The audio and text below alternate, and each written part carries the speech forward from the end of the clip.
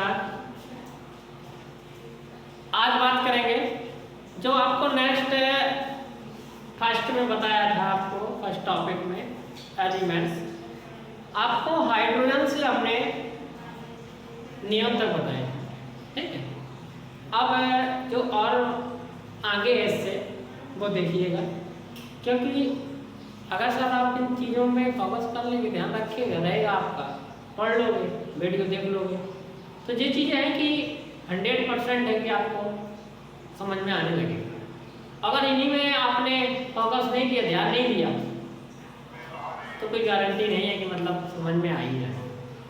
तो इसलिए आपको समझना है। देखो बेटा, आपको hydrogen, helium, lithium, beryllium, boron, carbon, nitrogen, oxygen, fluorine, नियम 10 बता चुके थे ना, उनके एटॉमिक नंबर, एटॉमिक मास, उनका नाम। अब देखते हैं क्या है सर, मेरे प्रतीक आपको दिख रहे हैं, देख रहे हैं, जैसे कि हमने लिख दिए हैं आप लोगों के सामने। ये क्या लिखा है? Na को क्या कहते हैं बेटा? सोडियम। बहुत सिंपल है, ज़्यादा टेंशन लेने की कोई ज़रूरत नहीं, समझ रहे हैं। अब सिंपल इतना है कि आप समझ सकते हैं, देख सकते हैं कि बिल्कुल इजी भाषा में, और हम भी आपको बता रहे थे एकदम सरल भाषा में। अगर इतने में नहीं समझ पाओ तो फिर क्या होगा? देखो बेटा, ये क्या लिखा है? सोडियम। सोडियम देखो, आपका इंग्लिश में भी लिखा है और हिंदी में भी लिखा है, लिखा है, ठीक। ये सोडियम, और ये क्या होता है? एटॉमिक नंबर, जिसकी परमाणु संख्या या परमाणु क्रमांक कुछ भी कह लो। सोडियम का परमाणु क्रमांक कितना होता है? 11, और सोडियम का परमाणु भार, एटॉमिक मास कितना होता है बेटा? 23, याद रखना, ठीक है। अब मैग्नीशियम, मैग्नीशियम का एटॉमिक नंबर कितना होता है? 12, और एटॉमिक मास 24, ठीक है बेटा। फिर क्या आता है? Al, एल्यूमिनियम इसको कहते हैं, ठीक। एल्यूमिनियम का परमाणु क्रमांक कितना होता है बेटा? 13, कोई दिक्कत नहीं ना। और इसका भार कितना होता है? 27, 27। फिर आता है बेटा सिलिकॉन, लिखा है सिलिकॉन, सिलिकॉन, सिलिकॉन को उसका प्रतीक कैसा होता है? Si। क्या होता है? Si। इसका सिलिकॉन का कितना होता है? 14, ठीक है। और भार कितना होता है जिसका? 28, ठीक। फिर आता है P, 15, फास्फोरस। इसको P को क्या बोलते हैं? फास्फोरस। इसका परमाणु क्रमांक कितना बेटा? 15, और परमाणु भार 31। फिर आता है बेटा सल्फर। सल्फर को क्या है?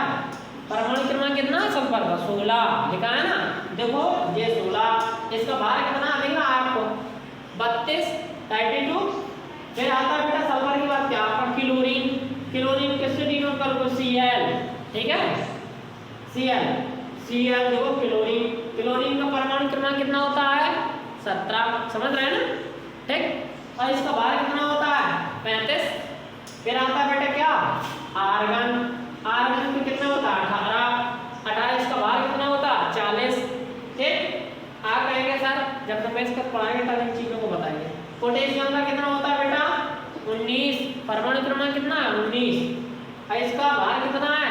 39, 39, ठीक है। फिर क्या था आपका? लास्ट क्या है आपका? कैल्शियम। क्या है बेटा? कैल्शियम। कैल्शियम का परमाणु क्रमांक कितना होता है? 20, और परमाणु भार 40। तो आपने बच्चों देखा, हमने हाइड्रोजन से आपको बताया था कितने तत्व हो गए? 20 तत्व हो गए आपके। खाली अपनी चीज़ों को देख लो, पढ़ लो, बाकी वीडियो देखने में कोई दिक्कत नहीं होगी, इतना समझने में दिक्कत आएगी।